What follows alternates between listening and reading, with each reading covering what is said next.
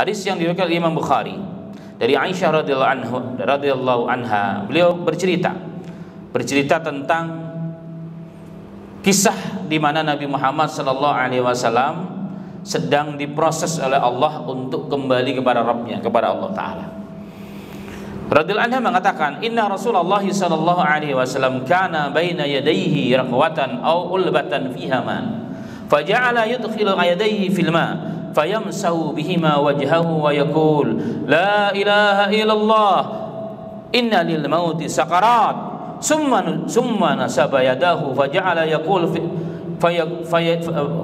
faja'ala yaqul ar-rafiq ila rafiqil a'la ila rafiqil a'la. Subhanallah.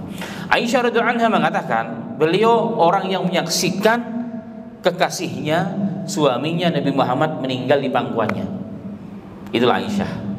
Itu Aisyah radhiyallahu anha.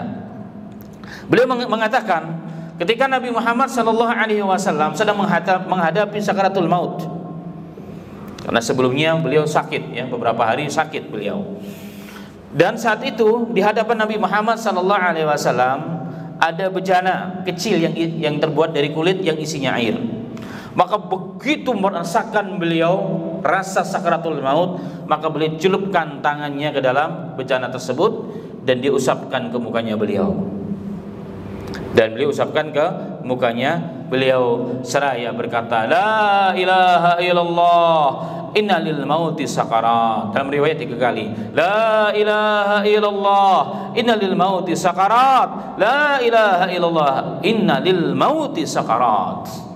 Allahu Akbar. Beliau mengatakan tidak ada Tuhan yang berhak disembah kecuali Allah. Sesungguhnya inna lil mauti, sesungguhnya saat datang kematian kepada kita memiliki sakaratul maut. Yakni apa? Waktu yang sangat menyakitkan, waktu yang sangat perih, yang sangat pedih, yang sangat sempit.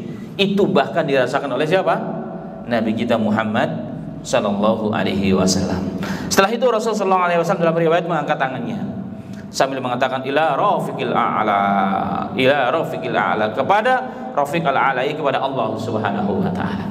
Jadi beliau ingin kembali kepada Allah Subhanahu wa taala. Dalam beberapa hadis Nabi Muhammad sallallahu alaihi wasallam pernah bersabda, tidak ada seorang manusia pun di muka bumi ini ketika datang ajalnya kecuali diberikan tawaran, mau ditambah umurnya sesukanya atau kembali kepada Allah, termasuk Nabi kita Muhammad sallallahu alaihi wasallam. Tapi beliau lebih pilih meninggal, kembali kepada Allah, karena lebih cinta Allah daripada hidup panjang bersama umatnya. Jadi ada pilihan, ya, ada ikhtiar untuk Nabi kita Muhammad sallallahu alaihi wasallam dan juga para nabi-nabi sebelumnya. Baik. Kemudian dalam hadis yang lain diriwayatkan dari Anas bin Malik radhiyallahu anhu, beliau mengatakan, lama thaqala Nabi sallallahu alaihi wasallam ja'ala yadaghashahu faqalat Fatimatu alaiha salam wa qaraba abah faqala laha laisa ala biki karbun ba'dah. Subhanallah. Anas bin Malik, pembantunya Rasul sallallahu alaihi wasallam, bercerita ketika Nabi Muhammad sallallahu alaihi wasallam di akhir hayatnya dalam kondisi menjelang sakaratul maut, faja'ala yadaghashahu, maka Nabi Muhammad sallallahu alaihi wasallam, ya, merasa bahwa itulah waktu yang sangat berat dialami oleh Nabi. Maka Fatimah radhiyallahu anha melihat kondisi Nabi Muhammad yang seakan-akan sedang menahan rasa sakit, rasa yang begitu belum pernah dialami sebelumnya. Maka beliau mengatakan, Allahu Akbar, wa karba abah, wahai bapakku, sungguh engkau sedang menderita begitu berat, wahai bapakku.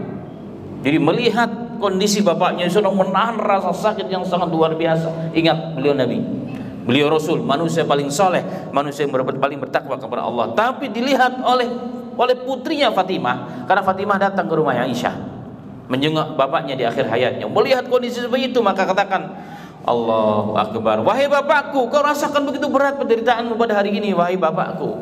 Mendengar kalimat tersebut, Nabi Muhammad sallallahu alaihi wasallam mengatakan, laha kepadanya, laisa ala abika karbun ba'dak. Wahai anakku, wahai putriku, setelah ini bapakmu tidak akan pernah merasakan penderitaan yang sangat sebagaimana hari ini. Ketika tercabut nyawanya, terpisah antara jasad dengan ruhnya.